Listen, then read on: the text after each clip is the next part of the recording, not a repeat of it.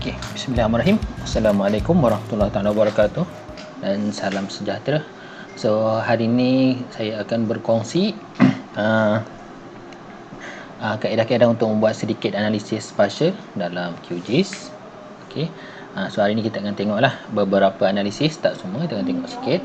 So firstly, this is our data. Kita ada data line, iaitu jalan raya, dan polygon, iaitu bangunan-bangunan dalam UTM, dan juga kita ada beberapa benda lain lah, macam kolam, ataupun kita nyatakan dia sebagai tasik lah, tasik di dalam UTM. Okey, ini adalah tasik, ini adalah padang bola dan lain-lain lah kemudahan.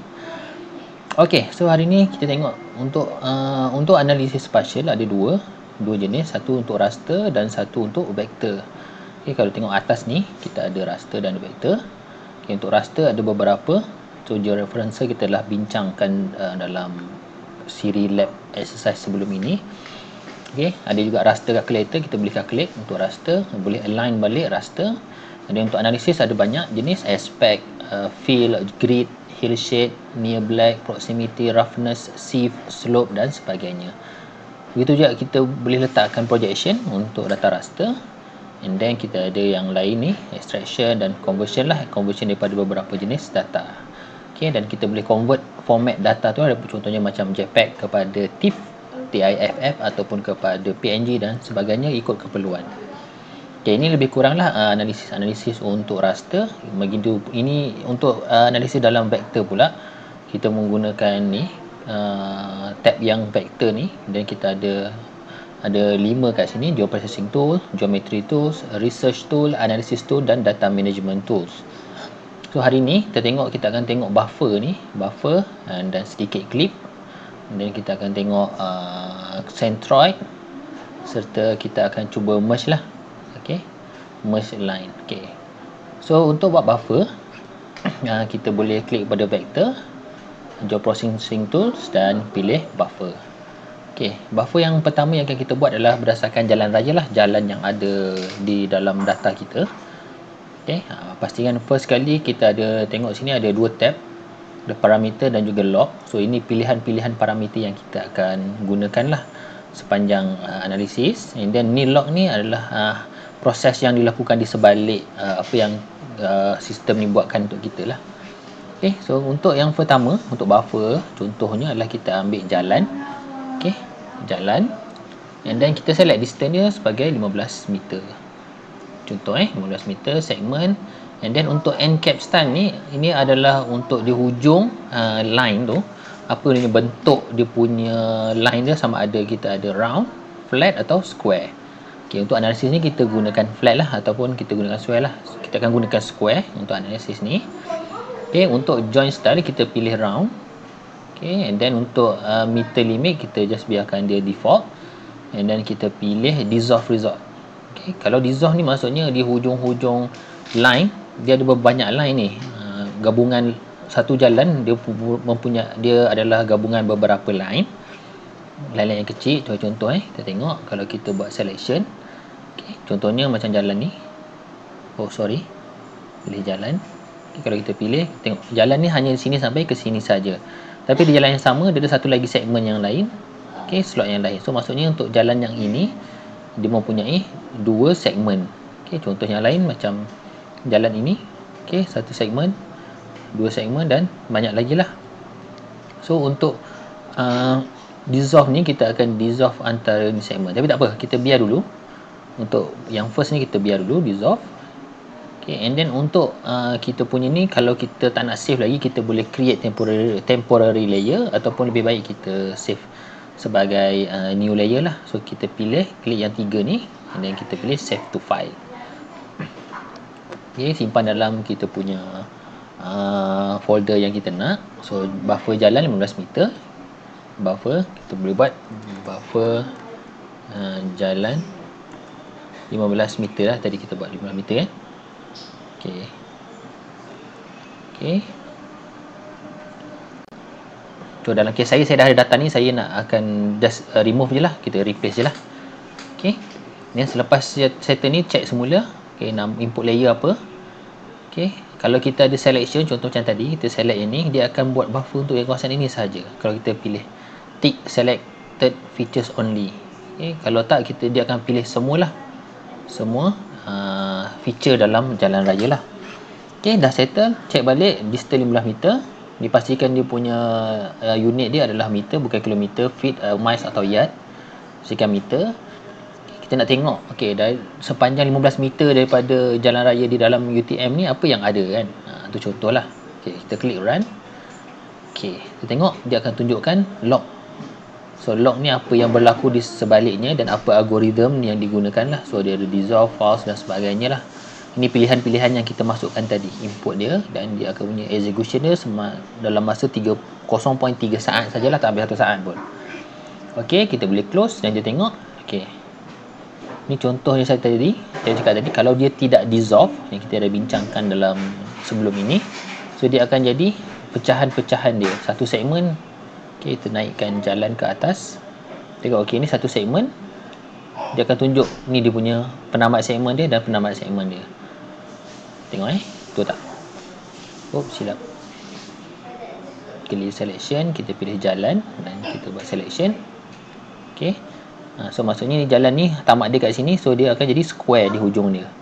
Okay, untuk segmen ni, okay, ni dia punya hujung. Okey, ni dia jadikan square. Okey, nak tengok apa beza lagi, kita buat lagi analisis yang lain. Kita buat sekali lagi analisis yang sama, tetapi kita cuba pilih dissolve dan kita cuba pilih hujungnya round. Dia punya end cap dia kita pilih round. Tengok apa beza dia. Distance masih sama 15 meter. Input layer jalan raya. Okey, meter, segmen biarkan 5. Dan end cap dia kita biarkan, kita pilih round. Join star masih lagi round. Meter limit kita biarkan 2 dan kita pilih dissolve result ni. So ini antara kita akan tengok apa beza dia nanti dengan adanya pilih self resolve. So kita pilih satu lagi. Okey, buffer jalan 15 meter. Tapi yang ni kita buat round dan dissolve kan. Dissolve. Okay, kita tengok apa akan jadi, apa beza dengan yang kita dah buat lah. Kita run. Okay, dalam masa 1 saat setengah lebih kurang dapat loading. Ini dia punya hasil analisis dia. Kita close.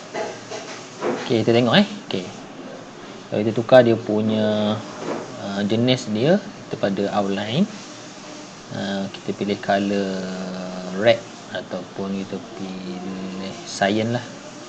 Okay, kita pilih cyan. Okay, tengok yang cyan ni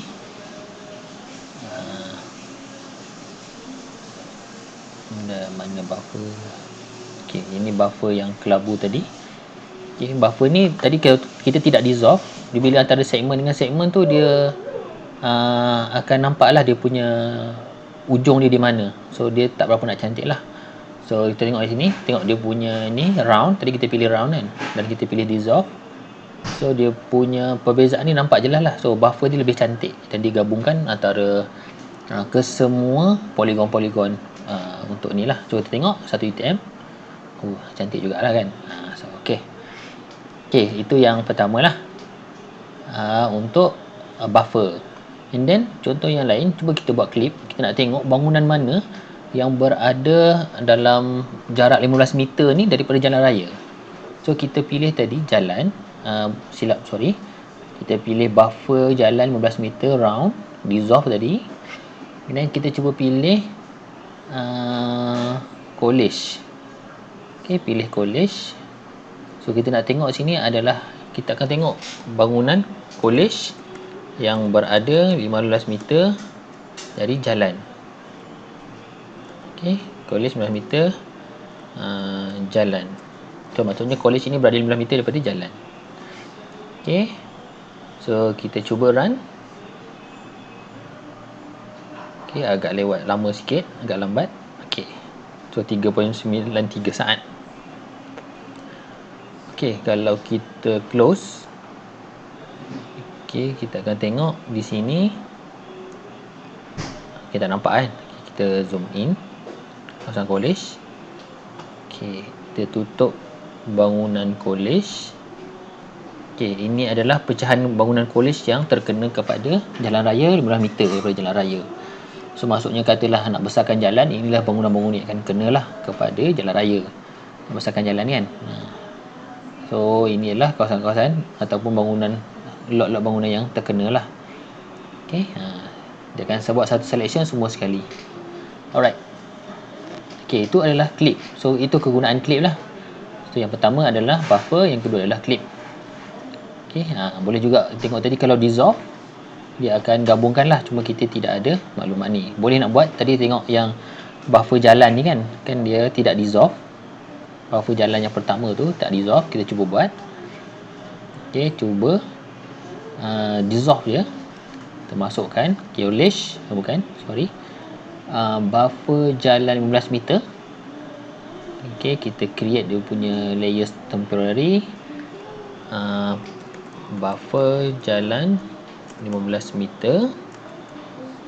Yang tadi adalah square kan, square, dan kita akan dissolve.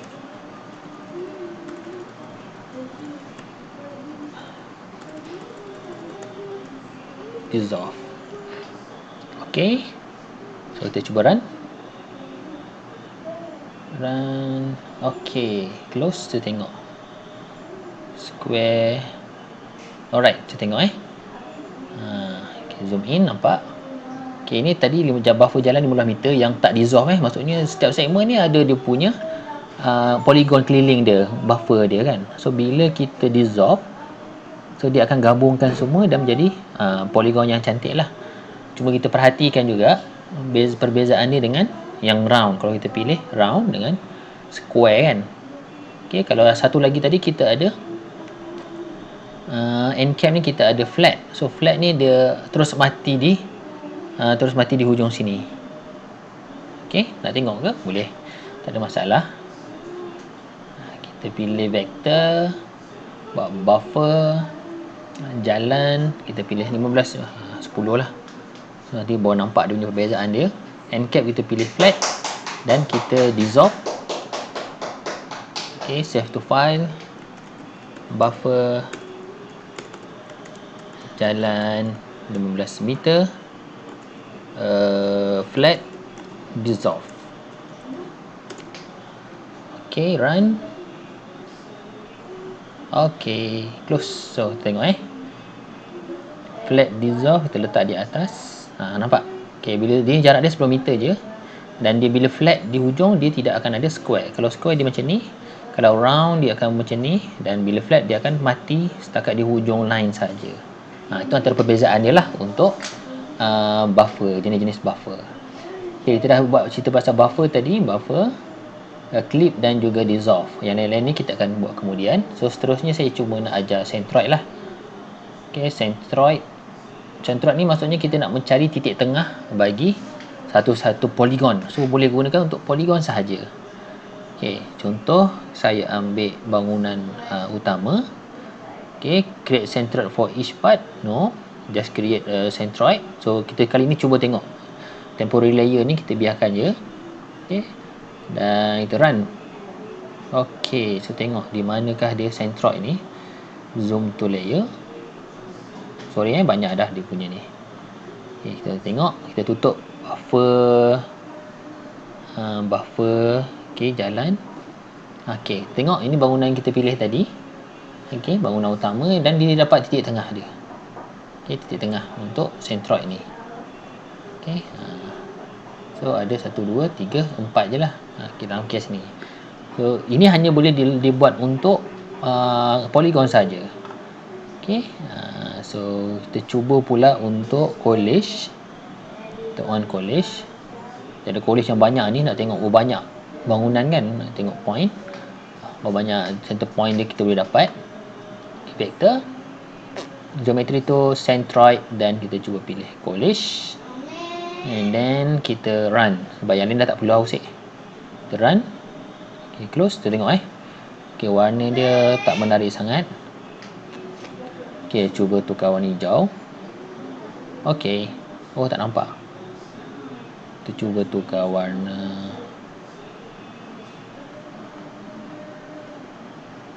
terang sikit. Okey.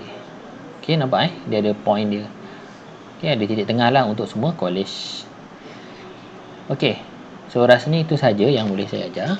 So untuk you punya latihan lab exercise yang perlu you buat ialah ada dalam ni saya ada letakkan satu electric line yang merentasi UTM.